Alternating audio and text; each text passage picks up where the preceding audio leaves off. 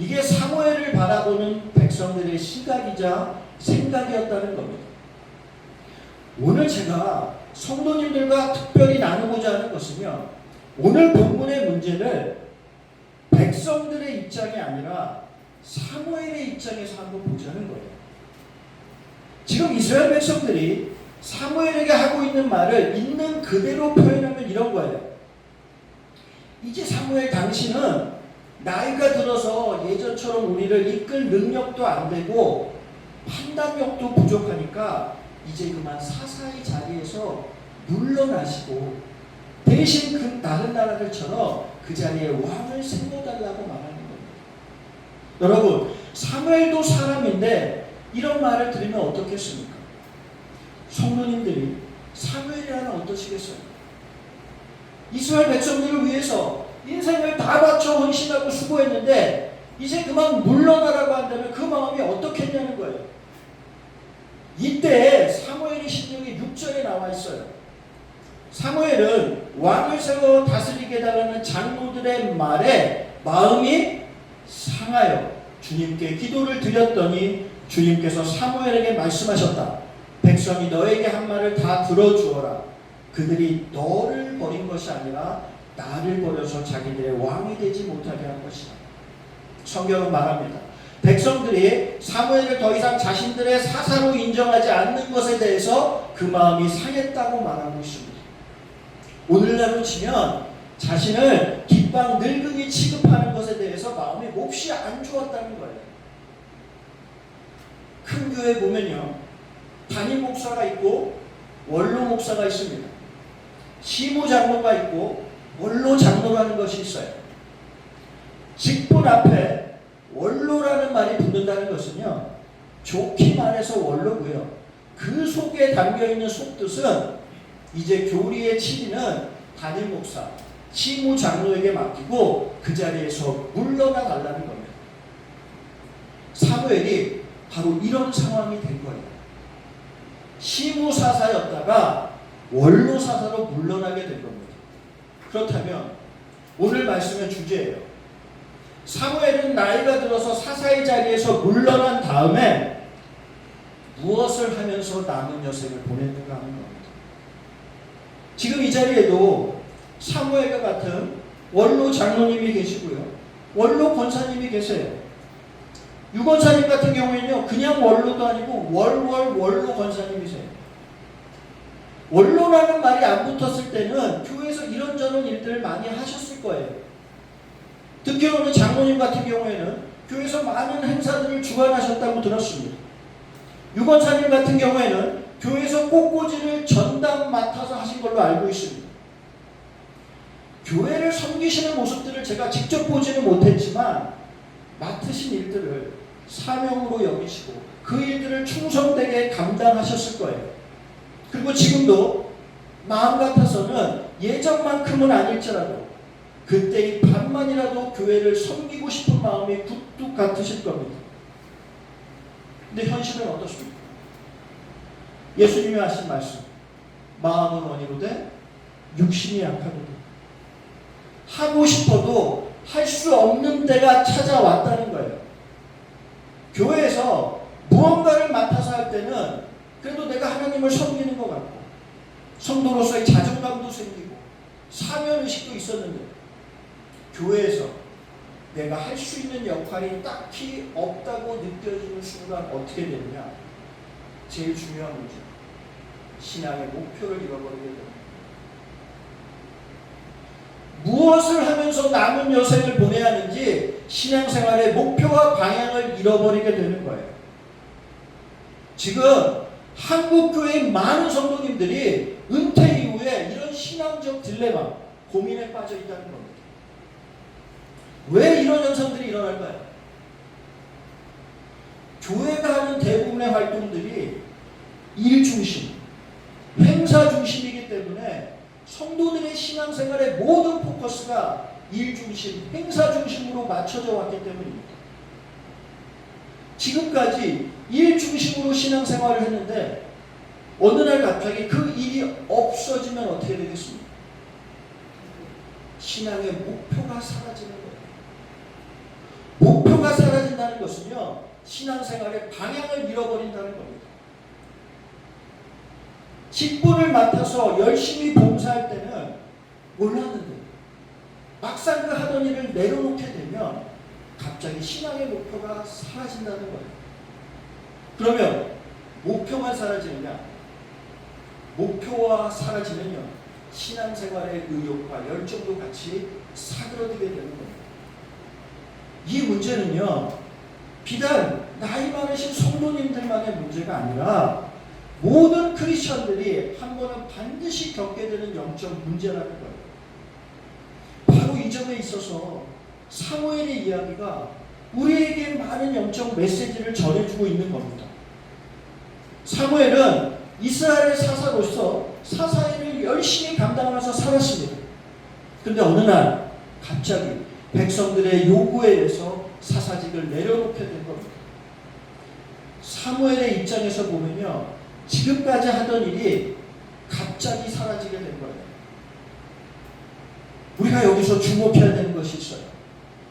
오늘 설교 제목과도 관련이 있는데 사무엘이 늙으면, 다시 말해 사무엘이 나이가 들어서 사사직을 내려놓은 뒤에 그가 어떤 일을 하면서 남은 여생을 보냈는가 하는 겁니다. 여기에 해당 안 되시는 분들 있으십니까? 한 분도 없어요. 사무엘서에 보면 사무엘이 사사직을 은퇴한 후에 자신이 무엇을 하면서 살 것인지 자신의 남은 상황을 고백한 내용이 나옵니다. 사무엘상 12장 23절입니다. 나는 당신들이 잘 되도록 기도할 것입니다. 내가 기도한 일을 기친다면 그것은 내가 하나님께 죄를 짓는 것입니다. 그런 일은 없을 것입니다. 오히려 나는 당신들이 가장 선하고 가장 바른 길로 가도록 가르치겠습니다. 사무엘의 고백에는 두 가지 사명이 나오는데요. 그 두 가지 사명이 뭐냐? 하나는 기도예요. 좀 더 구체적으로 말하면 중보기도입니다. 그리고 또 하나는 가르치는 겁니다. 무엇을 가르치느냐? 가장 선하고 가장 바른 길. 그게 뭐예요? 하나님의 말씀입니다. 하나님의 말씀을 전하고 가르치겠다는 거예요. 기도하고 가르치는 것, 이게 사무엘 인생 후반부에 그의 사명이자 부르심이었다는 겁니다. 사무엘 인생의 전반부는 사사의 일이 그의 사명이었다면 인생 후반부는 중보기도와 가르치는 일이 그의 사명이었다는 거예요.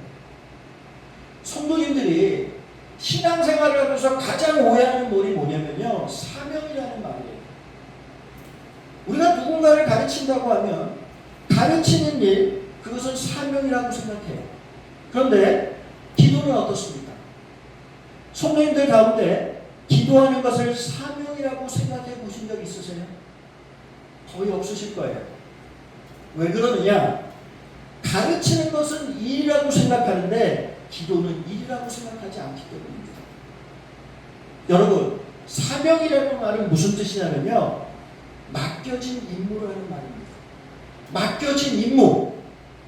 하나님이 우리에게 맡겨주신 임무는 그것이 무엇이든 하나님의 사명이 된다는 거예요. 사무엘은 백성들을 위해 기도하는 것이 하나님이 자신에게 맡겨주신 임무, 사명이라고 고백하고 있습니다. 심지어 기도하지 않는 것은 죄라고 했습니다. 그 이유가 뭐겠습니까? 기도하지 않는 것은 하나님이 성도들에게 맡겨주신 임무를 소홀히 하는 것이기 때문입니다. 그런데 우리의 생각은 어떻습니까? 기도를 하나님이 우리에게 맡겨주신 임무라고 생각하지 않는 거예요. 우리가 이 생각부터 바꿔야 됩니다. 기도는 성도의 사명이에요. 우리 신앙의 본이 되시는 예수님도 부활하시기 전의 사명과 부활하신 후의 사명이 다르세요. 이 땅에 계실 때는요, 메시아, 즉 구세주로서의 사명을 감당하셨다면 부활승천하신 이후에는 어떤 사명을 감당하시느냐? 히브리서 4장 14절입니다. 그러므로 우리에게 큰 대제사장이 계시니 현재 대제사장이 계시다는 거예요. 승천하시는 이 곧 하나님의 아들 예수시라. 그가 믿는 도리, 우리가 믿는 도리를 굳게 잡을지어다. 예수님은 이 땅에 오셔서 메시아의 사명을 다 이루시고 부활 승천하셨는데, 승천하신 후에는 하늘에 가면서 가만히 계시느냐? 아니라는 겁니다. 승천하신 이후에는 대제사장의 사명을 감당하고 계시다는 거예요. 다시 말해 우리 성도들을 위해 중보하고 계시다는 겁니다. 예수님이 대제사장이면 우리는 뭐라고 했습니까? 왕같은 제사장이라고 했어요. 제사장은요, 직분이에요. 하나님이 예수를 주로 믿는 성도들에게 주신 새로운 직분은 뭐냐? 바로 하나님 나라의 제사장이라는 거예요. 이게 하나님이 우리에게 주신 새로운 직분이자 사명입니다. 여기 이 자리에는요, 목사도 있고 장로도 있고 권사도 있고 집사도 있는데요, 목사, 장로, 권사는 우리의 본질적인 직분이 아닙니다. 베드로 사도가 너희는 택하신 족속이요 왕같은 뭐라 그랬어요? 제사장이라고 했지, 너희는 왕같은 목사요, 왕같은 장로요, 권사요라고 하지 않으셨어요. 하나님이 우리 성도들에게 주신 본질적인 직분은 목사도 아니고 장로도 아니고 제사장이라는 거예요. 제사장은 뭐 하는 사람입니까?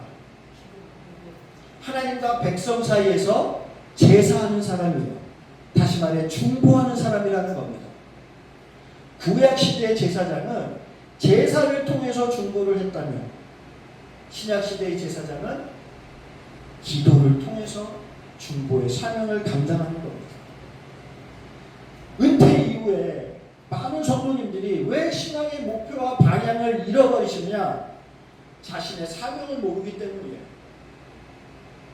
사무엘은 은퇴 이후에 가장 중요한 사명에 집중하겠다고 고백하는데 그게 바로 중보 기도라는 겁니다. 그러면 사무엘의 중보 기도의 대상은 누구이겠습니까?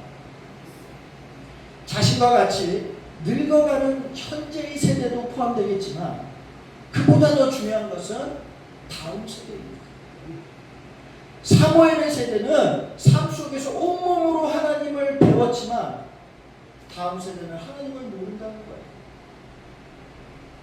오늘날 우리의 시대가 이렇습니다. 부모 세대의 신앙이 자녀에게로 이어지기가 너무나 어려운 시대라는 거예요. 사무엘 때보다 어쩌면 훨씬 더 어려운 시대인지도 모릅니다. 왜냐? 이유가 있어요. 지금 이 시대의 자녀들은요, 어릴 때부터 하나님을 부인하는 지식, 하나님을 대적하는 이론들을 배우면서 자라왔어요. 그래서 사고구조 자체가요, 하나님을 부인하는 인본주의와 하나님의 권위를 거부하는 개인주의로 꽉 차 있다는 겁니다. 그런 사고구조 속에서는 하나님의 존재를 인정한다는 것 자체가 어려운 거예요. 그러면 우리 앞에 놓여있는 이 어려운 문제, 지금 성도님들 앞에도 이 문제가 동일하게 놓여 있으실 거예요. 그러면 이 문제를 어떻게 해결할 수 있느냐는 거예요. 고린도후서 10장 4절입니다. 우리의 싸우는 무기는 육신에 속한 것이 아니요 오직 어떠한 견고한 진도 무너뜨리는 하나님의 능력이라. 모든 이론, 하나님을 부인하는 모든 이론들이에요. 그런 이론들을 무너뜨리며 하나님을 아는 것을 대적하여 높아진 것, 하나님을 대적하는 지식과 사상들이에요. 그런 지식과 사상들을 다 무너뜨리고 모든 생각을 사로잡아 그리스도께 복종하게 합니다. 여러분, 무슨 말입니까? 하나님을 부인하는 자녀 세대들에게 부모의 믿음을 전해주고 그들에게 복음을 심어줄 수 있는 것은 인간의 설득력 있는 지혜나 지식이 아니라 오직 하나님의 능력밖에는 없다는 겁니다. 그리고 그 하나님의 능력은 성도들의 기도를 통해서 나온다는 겁니다. 베드로는 예수님을 3번 부인했는데 주님은 베드로가 당신을 부인할 것을 이미 알고 계셨습니다. 그것을 이미 다 아시고 베드로에게 이렇게 말씀하세요. 누가복음 22장 31절입니다. 시몬아 시몬아 보아라, 사탄이 밀처럼 너희를 체질하려고 너희를 소나기에 넣기를 요구하였다. 그러나 나는 내 믿음이 꺾이지 않도록 너를 위하여 기도하였다. 내가 다시 돌아올 때는 내 형제를 굳세게 하여라. 한때 우리나라에서 유행했던 말 중에요, 중요한 것은 꺾이지 않는 마음이라는 말이 있었어요. 근데 여기 32절에 보면요, 예수님이 내 믿음이 꺾이지 않도록 너를 위하여 기도하였다라고 말씀하세요. 꺾이지 않는 마음, 꺾이지 않는 믿음보다 중요한 것은 꺾이지 않는 기도라는 겁니다. 베드로가 한때 예수님을 부인하고 그의 믿음이 크게 흔들렸음에도 불구하고 그 믿음이 꺾이지 않았던 것은 베드로의 어떠함 때문이 아니라 예수님의 꺾이지 않는 중보 기도가 있었기 때문이라는 거예요. 예수님의 중보 기도 때문에 그가 다시 믿음을 회복할 수 있었다는 겁니다. 우리는요, 베드로가 회개하고 주님께 다시 돌아온 결과만을 보는데요, 결과만을 보기 때문에 그가 어떻게 다시 돌아올 수 있었는지 그 근본적인 원인을 보지 못한다는 겁니다. 베드로가 다시 돌아온 것은요, 베드로의 신앙 때문이 아니라 예수님의 중보 기도 때문이라는 거예요. 믿으세요? 우리가 신앙을 잃어버리지 않고 지금 이렇게 믿음을 유지하고 있는 것은 우리의 선함이나 노력 때문이 아니라요, 지금 이 순간에도 우리를 위해 기도하고 계시는 예수님의 꺾이지 않는 중보 기도 때문이라는 것을 알아야 한다는 거예요. 히브리서 10장 25절입니다. 예수께서는 자신을 통해서 하나님께 나오는 사람들을 온전히 구원하실 수 있습니다. 그는 항상 살아계셔서 그들을 위해 뭐라고 되어 있습니까? 중보 기도를 하십니다. 우리는 예수님의 끊임없는 중보 기도 때문에 사는 사람들입니다. 그것을 알면요, 겸손해질 수밖에 없습니다. 그런데 우리는요, 매 순간 예수님의 중보의 은혜를 입고 있는 사람들이기 때문에 우리 또한 사무엘처럼 나라를 위해, 교회를 위해, 성도들을 위해, 배우자와 자녀들을 위해 중보의 사명을 멈추지 말아야 한다는 겁니다. 예수님의 중보 기도를 통해서 성령님이 일하시는 것처럼요, 우리가 누군가를 위해서 기도할 때 성령께서 우리를 위해 일하시는 겁니다. 신앙의 목표를 잃어버린 분들, 기도하세요. 식사 때만 기도하지 마시고 제발 따로 시간을 내서 10분이라도 중보의 사명을 감당하시기 바랍니다. 우리가 기도를 해야 성령님이 우리 기도를 통해서요, 믿지 않는 배우자, 믿지 않는 자녀들을 둘러싸고 있는 사단의 견고한 진을 무너뜨리신다는 거예요. 하나님을 부인하는 그 견고한 진이 무너져야 그 마음에 복음이 들어가는 겁니다. 그래서 중보기도는요, 하나님께서 하나님을 믿는 성도들에게만 주신 영적인 특권이자 권세라는 거예요. 성도님들이 골방에서만 기도하지 마시고요, 믿지 않는 가족들이 있으면 기회 될 때마다 그들이 들을 수 있게 기도해 주세요. 예수를 믿으라고 하면 거부를 해도요, 기도해 주겠다고 하면 웬만하면 거부하지 않습니다. 기도해 주겠다고 하는데 기도를 거부하는 사람을 지금까지 저는 거의 보지 못했습니다. 가끔 저희 아버지와 어머니가요, 전화로 저에게 기도를 해주실 때가 있는데, 기도를 해주시면요, 제가 아무리 바쁘고 급한 일이 있어도 그 기도를 끝까지 듣게 됩니다. 기도를 듣다 보면 그 기도 가운데 부모님들의 신앙과 마음이 저희 마음속에 그대로 전달이 돼요. 성도님들이 기도해 주시면요, 그 기도를 들으면서 자녀들, 배우자들 성령의 기름 부음이 흘러간다는 겁니다. 하나님의 성도들에게 이 권세를 주셨는데 이 권세를 묻어두지 마시고 그 권세를 사용하실 수 있기를 소망합니다. 습관이 돼야 돼요. 한번 발을 디뎌서 자꾸 기회가 될 때마다, 자녀의 눈이 마주칠 때마다, 자녀가 일이 생길 때마다 그 자녀의 손을 잡고 기도해 주십시오. 그러면 예수를 믿으라고 따로 얘기하지 않아도 그 기도를 통해서 복음이 흘러 들어가고 성령의 기름 부음이 흘러 들어가는 거예요. 이게 신앙의 원리라고 가르쳐주고 계세요. 사무엘이라는 이름의 뜻은요, 하나님이 들으셨다입니다. 사무엘은 이름 자체가 기도예요. 기도가 그의 삶이고 그의 삶이 기도였다는 겁니다. 그의 어머니 한나가 가장 슬프고 괴로울 때 기도했던 것처럼 사무엘 역시 이스라엘 백성들 자신과 하나님을 제쳐두고 왕을 요구했을 때 그 마음이 찢어질 듯 아프고 괴로웠지만 그럼에도 불구하고 그가 이렇게 선언합니다. 나는 너희를 위해 기도하기니 쉬는 죄를 범하지 않겠다. 중보의 사명을 멈추는 죄를 결코 짓지 않겠다. 나는 기도로 태어났고 지금까지 기도로 살았으며 은퇴 후에도 기도를 쉬지 않을 것이다. 이게 사무엘의 신앙이자 삶이었다는 겁니다.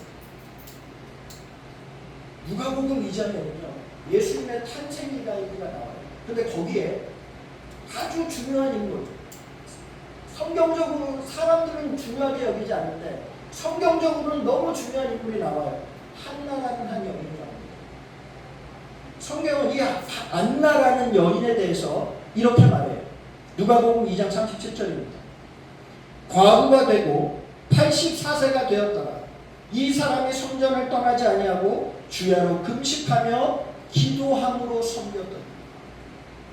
안나는 하나님을 기도로 섬겼다고 말합니다. 기도가 하나님 앞에 봉사이자 섬김이고 하나님의 일이라는 겁니다. 기도로 섬겼던 유대인들이 그토록 기다리던 메시아를 만납니다. 기도하는 사람이 주님을 만나고 기도하는 사람이 주님의 은혜를 경험한다는 거예요. 여러분, 기도에는 나이 제한이 없습니다. 연령 제한이 없어요. 그래서 하나님은 공평하신 하나님이세요. 안나의 히브리 이름이 뭐냐면요, 한나예요. 사무엘 어머니의 이름과 같습니다.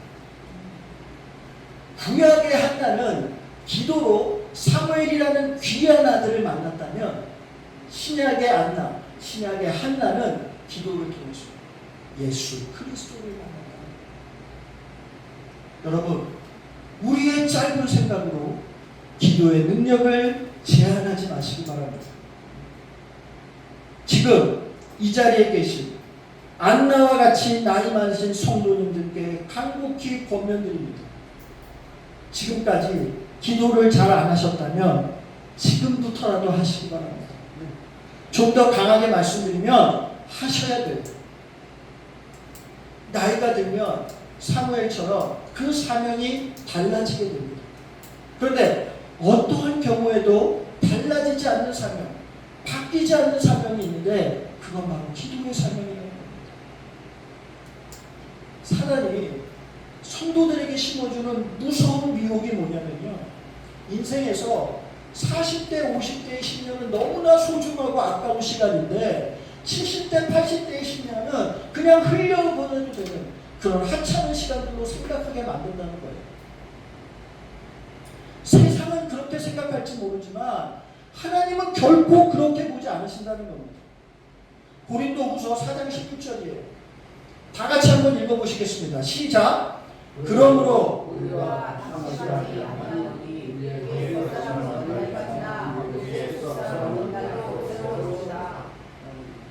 70대, 80대가 되면요, 세상 일들은 내려놓을 수밖에 없습니다. 하나님이 우리를 그렇게 만드셨어요. 그런데 그때의 시간들은요, 아무 일도 안 해도 되는 시간이 아니라 안나처럼 하나님을 좀 더 깊이 알고 좀 더 깊이 만나는 시간이라는 겁니다. 세상 일에 온통 마음이 가 있으면 하나님을 찾지 않으니까 때가 돼서 하나님이 세상 일들을 내려놓게 하시는 거예요. 마지막으로 한 말씀만 더 드리고 설교를 마치겠는데, 나이가 1살, 2살 먹어가게 되면요, 성도님들의 마음에 본능적으로 드는 생각이 있습니다. 내가 이대로 죽으면 과연 천국에 갈 수 있을까? 천국에 가더라도 하나님 앞에 아무런 상급이 없는 부끄러운 구원을 받는 것은 아닐까? 이런 생각이 드는 겁니다. 그러면 이런 생각을 하게 돼요. 내가 지금까지 어려운 사람들을 잘 돕지 못하고 살았는데 이제라도 구제를 좀 해서 하늘의 상급을 좀 쌓아야 하지 않을까? 이런 생각을 한다는 거예요. 그런 생각이 잘못됐다는 것이 아닙니다. 그 마음과 생각은 성령님이 주시는 생각이라고 믿습니다. 그런데 그보다 더 중요한 것이 있어요. 성도님들이 정말 큰 맘 먹고 10억을 구제하고 20억을 구제하면 만족이 되겠냐는 거예요. 얼마를 구제하면 하늘의 상급을 쌓으실 수 있을 것 같으십니까?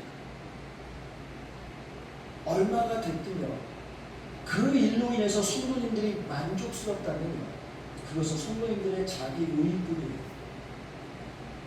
구원은 하나님의 전적인 은혜로 받는 겁니다.